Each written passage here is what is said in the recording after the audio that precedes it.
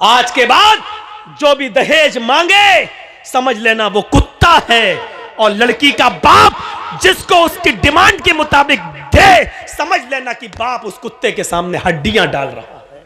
आज के इस जलसे के बाद देखेंगे कितने कुत्ते हैं और कितनी हड्डियों का मुतालबा करते हैं। कितनी लड़कियां आज दहेज न होने की वजह से बैठी हुई हैं, जहेज न होने की वजह से आत्महत्याएं कर लेती हैं। आयशा को याद करो, अहमदाबाद की साबरमती जेल में डुबकी लगाने वाली और कूद जाने वाली उस आयशा को याद करो। कलकत्ता की उस लड़की को याद करो, सलीम की उस बेटी को जिसने हैदराबाद के अंदर बिना जहेज के शादी कर ले जाने वाले उस आदमी ने हैदराबाद के अंदर 20,000 रुपए में बेच दिया था।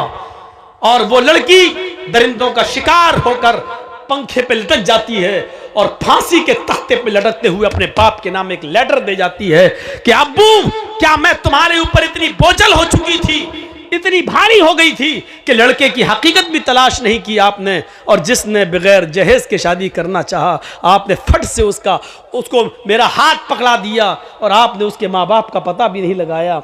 मैं लुट चुकी हूं, मैं बर्बाद हो चुकी हूं। अब मैं अपनी असली शक्ल आपको और आप अपनी माँ को और अपने भाइयों को नहीं दिखाना चाहती। हाँ, मेरी एक छोटी बहन जरूर है फातिमा, मैं उसको घर छोड़ कर आई हूं। आए अब्बू जान, उसके लिए एक नसीहत करती हूं आपको। ये जुमले सुनने के लायक हैं। उसने जो लेटर में लिखा था, और वो लेटर आज भी कलकत्ता में सलीम के पास मौजूद है। उस लेटर के जुमले ये थे, मेरे अब्बू, वो छोटी मेरी बहन फातिमा नाम की मेरी बहन, अब्बू जान उसको छोड़ के आई हूं। ऐसा ना हो कि उसको भी ये दिन देखना पड़े जो आज मुझे देखना पड़ रहा है। हैदराबाद की होटल में 20,000 रुपए में मैं नीलाम कर दी गई और दरिंदों ने मेरी इज्जत और आबरू को छलनी छलनी कर दिया।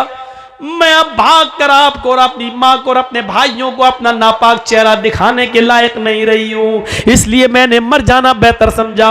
हाँ अब्बू जान, मैं अपनी छोटी बहन फातिमा के लिए एक नसीहत कर रही हूँ। उसके बड़ा होने से पहले आप इतना कमा लेना, आप इतनी मेहनत कर लेना, आप इतना जहेज इकट्ठा कर लेना कि जो कुत्ता जितनी हड्डियां मांगे उस कुत्ते के सामने उतनी हड्डियां डाल देना, ताकि मेरी बहन को वो दिन न देखना पड़े जो आज मुझे देखना पड़ रहा है। हैदराबाद में खुदकुशी करके मरने वाली कलकत्ता की उस जमीला ने दहेज मांगने वालों को कुत्ता कहा है और उस दहेज को हड्डी कहा है कि जो कुत्ता जितनी हड्डियां मांगे उस कुत्ते के सामने उतनी हड्डियां डाल देना। आज के इस जलसे के बाद देखेंगे कितने कुत्ते हैं और कितनी हड्डियों का मुतालबा करते हैं। आज के बाद जो भी दहेज मांगे समझ लेना वो कुत्ता है, और लड़की का बाप जिसको उसकी डिमांड के मुताबिक दे समझ लेना कि बाप उस कुत्ते के सामने हड्डियां डाल रहा है। कह दिया मैंने जो कहना था, चाहे अमीर की बेटी हो, चौधरी की हो, सरमायाकार की हो, एमएलए की हो, एमपी की हो, कोई भी हो, ये मेरी कुर्सी है, ये मेरी अमानत है, मैं इसमें खयानत नहीं करना चाहता। जो सच्चाई थी वो मैंने बयान कर दिया है। मेरे भाइयों, मुआशरे में इसको कौन समझेगा, कौन इससे इबरत हासिल करेगा? मैं जानता हूं कि कुत्ता और हड्डी कहने के बाद भी जहेज रुकेगा नहीं। 20 साल से अब तक नहीं रुका तो अब क्या रुकेगा? लेकिन एहसास पैदा करो, एहसास। उस जमीला ने क्या कहा था कि मेरी बहन के लिए इतना कमा लेना, इतना कमा लेना कि जो कुत्ता जितनी हड्डियां मांगे उस कुत्ते के सामने उतनी हड्डियां डाल देना, ताकि मेरी बहन को वो दिन न देखना पड़े जो मुझे देखना पड़ा। यहां अंधेरा था। मोहम्मद अंधिकारम, मोहम्मद आएंगे अंधिकारम नाशम, अंधेरे को नाश कर देंगे। मोहम्मद आएंगे अंधेरे को नाश कर देंगे। वाच भूप्रति प्रेमड़ा माया मद विशारदा, तब देवो महाराज ममद सत्तुमा गीता मर्मोच्छिष्ट समंजियाते तथा तत्पश्य भो निर्प इति श्रुत्वा तथा दृष्टा परम विस्मय मागिता चतुर्विभ्रात्र में देव कर्ष्यामि कलक्ष्यम भवन्तो बांधवा देवा स्वाशेना उत्रश्यता शरम श्रुधारी सदूषका उच्चलापी लिंगच्छेदीन सर्वक्षो मतो मम्मा मुस्लिनेओ संस्कारा। आखिरी नबी जब इस दुनिया में आएगा उसके और उसके मानने वालों की पहचान ये होगी, शर्म शुरूधारी, वो लंबी दाढ़ी रखेंगे। शर्म शुरूधारी, लंबी दाढ़ी रखेंगे, दाढ़ी में गांठ नहीं लगाएंगे। बहुत से लोगों को आपने देखा होगा, दाढ़ी तो लंबी होती है लेकिन गांठ लगा लेते हैं, ऐसे गोल गोल घुमा लेते हैं, बाल बड़े करके यहां जूड़ा सा रख लेते हैं। कभी कभी गौर से देखो तो ऐसा लगता है जैसे नारियल का गुच्छा सर पर रख लिया। शर्म शुरूधारी, लंबी दाढ़ी रखेंगे लेकिन गांठ नहीं लगाएंगे।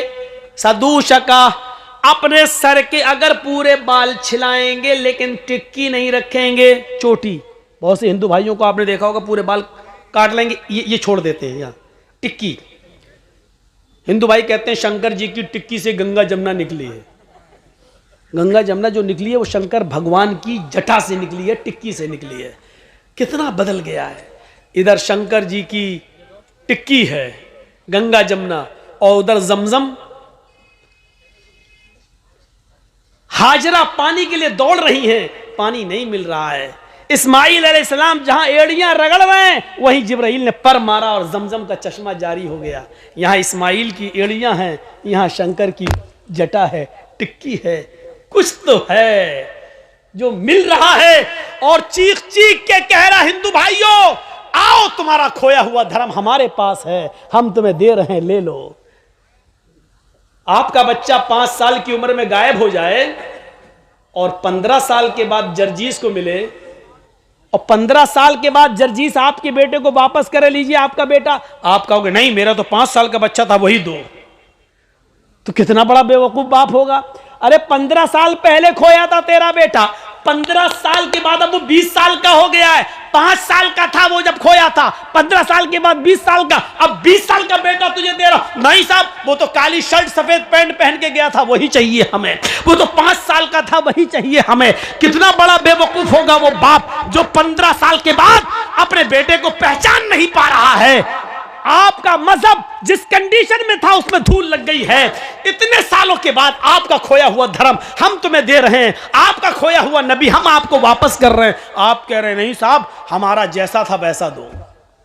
आप ही की किताब तो कह रही है उसकी पहचान ये होगी, शर्म शुरूधारी, लंबी दाढ़ी रखेगा, गांठ नहीं लगाएगा, सर के बाल छिलाएंगे तो चोटी नहीं रखेंगे। उच्चालापी, मंदिरों में घंटा नहीं बजाएंगे, जबान से आलाप करेंगे, बुलाएंगे। जबान से हम ही लोग बुलाते हैं अल्लाहु अकबर, अल्लाहु अकबर। उच्चालापी, ऊंची जगह पर खड़े होकर आलाप करेंगे, जबान से अजान देंगे। इससे भी बड़ी पहचान एक और बताई गई, लिंगच्छेदीन, खतना कराने वाले होंगे। अंतिम ऋषि के मानने वाले लिंगच्छेदीन, खतना कराने वाले होंगे। लीजिए साहब, और क्या चाहिए। जब खतना तो यहूदी भी कराते हैं, ईसाई भी कराते हैं, लेकिन आपकी किताब तो कह रही अंतिम ऋषि, आखिरी नबी हो, उसके मानने वाले खतना कराएंगे। और अंतिम ऋषि कौन होगा?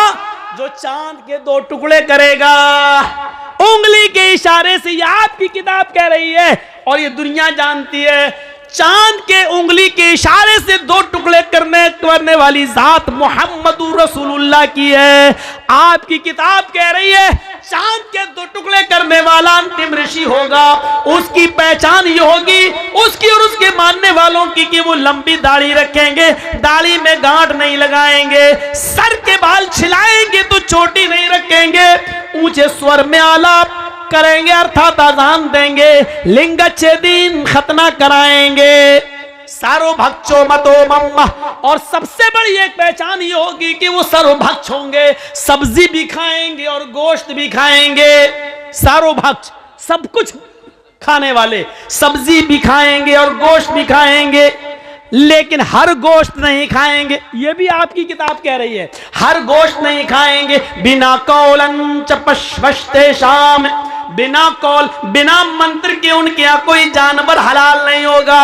वो जिस जानवर पर मंत्र कौल पढ़ेंगे, मंत्र पढ़ेंगे, यानी बिस्मिल्लाह अल्लाहु अकबर कहकर जिस जानवर पर छुरी चलाएंगे वही खाने योग्य होगा, वही खाएंगे। बिना कौलन च पश्वस्ते शाम, वो बिना कौल बिना मंत्र के कोई भी जानवर हलाल नहीं करेंगे। सब कुछ खाएंगे, सब्जी भी और गोश्त भी, लेकिन हर जानवर नहीं खाएंगे, बल्कि मंत्र जिस जानवर पर पढ़ेंगे वही खाएंगे। और इनको क्या कहा जा रहा होगा? मुसलेने मुसलमान तो ही जाते हो द्यूदशा। दुनिया इनको मुसलमान के नाम से जान रही होगी। आज भी आपकी किताब में लिखा मुसलमान तो ही जातियो द्यूदशा, मुसलमान तो दुनिया इसको मुसलमान के नाम से जान रही होगी। हिंदू भाइयों में चले जाओ, उन्होंने राम को भगवान का दर्जा दे दिया और कृष्ण जी को भी भगवान का दर्जा दे दिया। आप 2 रामायण खरीद के ले आए और पढ़े, वाल्मीकि रामायण भी लाए और रामचरितमानस भी ले आए।